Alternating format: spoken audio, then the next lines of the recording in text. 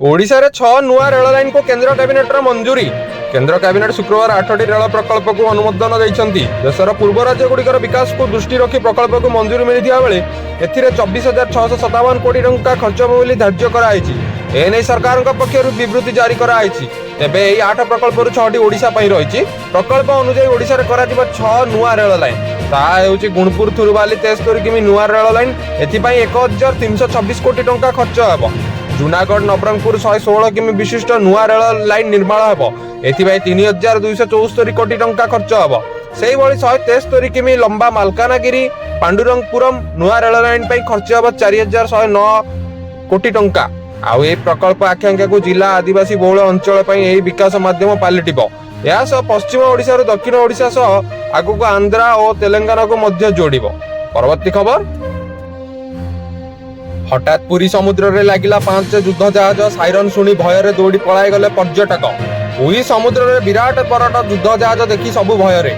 जगन्नाथ धाम रे लागिला भारतीय नौसेना जहाज। भय समुद्र बाहर को चली आसिले पर्यटक। कौन पे आसी केही बुझी पारिले नहीं। समुद्र रे गोटिए भी डंगा देखिबा को मिलु नथिला। हेले अचानक माड़ी आसिला युद्ध जहाज। समुद्र मझिरे साइरन बजाई आसिला। पूरा पाखु लागि गला विशाल विशाल युद्ध जहाज। जहाँ को देखि सबु आश्चर्य होई गले। कौन हेउछि किछि बुझी पारिले नाही। एमिति दृश्य पुरी समुद्र रे प्रथम थर पाए देखिबा को मिलिथिला। पुरी समुद्र रे 5टी युद्ध जहाज गोटिए पर गोटिए पछकु धाड़ी लागिछंती। नौसेनार विराट जहाज लागिला कूल रे। लोक देखि भय रे रहिछंती। जदि देखिबा पुरी रे प्रथम थर पाए एते बड़ बड़ जहाज लागिछि। जाकी अनुमान करा होछि बांग्लादेश रा स्थिति को देखि पुरी रे बढ़िछि सुरक्षा। नौसेना पुरी रे डेरा जमाइछि। परवर्ती खबर। सरकार पड़ले दोषी को फांसी खुंटा रे झुला जीव।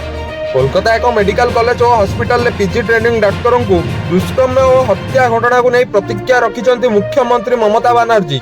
एही घटना को दुर्भाग्यजनक कहवा सह दरकार पड़ले दोषी को फांसी खुंटा झुला जीव बोली कहिसंती ममता। गतकाली कोलकाता रे आरजी कर मेडिकल कॉलेज और हॉस्पिटल सेमिनार हॉल रु जने पीजी ट्रेनिंग डाक्तरों मृतदेह उद्धार होइतिला। पोस्टमार्टम रिपोर्ट जना पड़छि जे तांकु केही दुष्कर्म परे अति निर्मम भावे हत्या करिछि। घटना को नहीं डाक्टर छात्र छात्री आंदोलन को ओह्लैवा सह दोषी विरुद्ध दृढ़ कार्यानुष्ठान दाबी करिसंती। पुलिस एही मामला रे जन अभियुक्त को गिरफ्त करी तदंत